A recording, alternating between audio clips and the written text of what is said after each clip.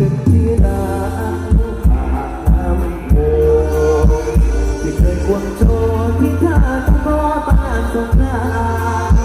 จากไปไกลโพ้นยังคิดถึงคนนครสวรรค์ศูนย์กลางปิงปังยมนานรวมกระแสทางประสานใจคนที่คนอีสา